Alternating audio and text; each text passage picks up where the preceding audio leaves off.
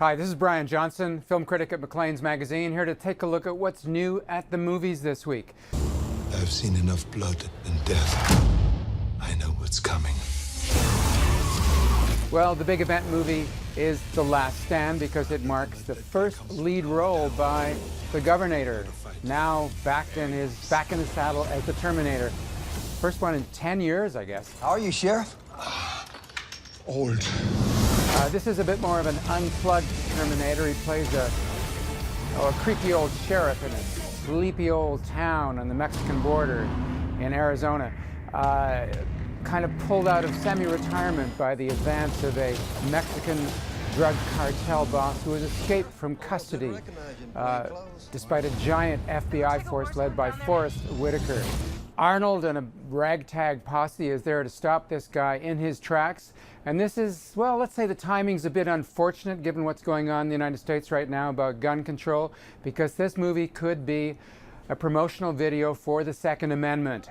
It's all about the right to bear arms, big guns, big honking guns, as many as possible, firing as many rounds as possible. Well, you get the picture. This movie is what I call a guilty pleasure. Arnold is, well, he's kind of a bit rusty, but always charming as the animated block of granite that he is. Can't really find fault with that. The movie's directed by a Korean genre director. It's kind of a gonzo action movie guy by the name of Kim Ji-woon, who made a thing called The Good, the Bad, and the Weird. Jack, you've been working out? This is not a great movie. This is not one of Arnold's great movies, but it's kind of comforting to see him back in the saddle. And for Arnold fans, hey, go see it. For the rest of us, you might want to wait for video. Hey, girls. I'm Annabelle. You can call me that, or whatever you like. Mama. This is a horror movie. I like to call it Zero Dark Mama because it stars Jessica Chastain, but a very different Jessica Chastain than we've seen before. No, this is not the hard-headed CIA agent we've seen in Zero Dark 30, Oscar nominated, and it's not the beatific, perfect, saintly mother that we saw in The Tree of Life or Take Shelter. No, this is Jessica Chastain with short dark hair, and she's a punk rocker with a boyfriend and no desire for a family because she's got a career as a punk rocker coming on until they take an offer they can't refuse from a psychologist who wants to study a couple of feral children who have grown up orphaned, wild child kids in the forest. So she becomes a kind of surrogate mom to these two kids. The only problem is these kids were raised by a ghoul, by a ghost, by a vengeful, jealous mom from hell. And they think, of course, it's just a figment of the kid's imagination. But we know right from the beginning that this ghoul is real, and it's just a matter of her showing her hideous self before things start to get really ugly. I always find these horror movies are more fun when we just get glimpses of the ghoul, you know?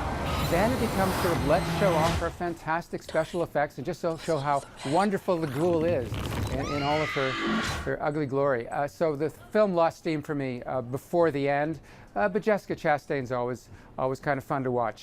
Yes, yes, yes. Bless me, Father, for I will sin. On the Road, that's based on the Jack Kerouac novel, starring Twilight's Kristen Stewart, among other people. Beautifully crafted film by Walter Salles, the Brazilian director.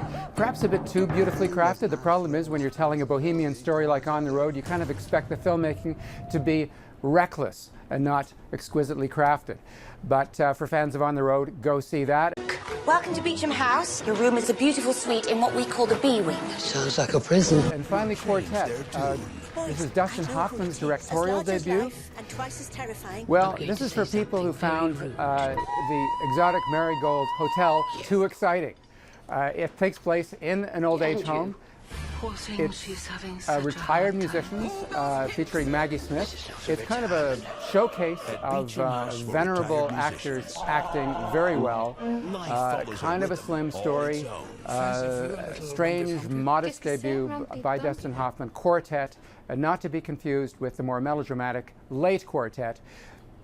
It's been a year for movies about retired and retiring musicians. What can I say? This is Brian Johnson for Maclean's, bringing you the movies once again. Have fun this weekend.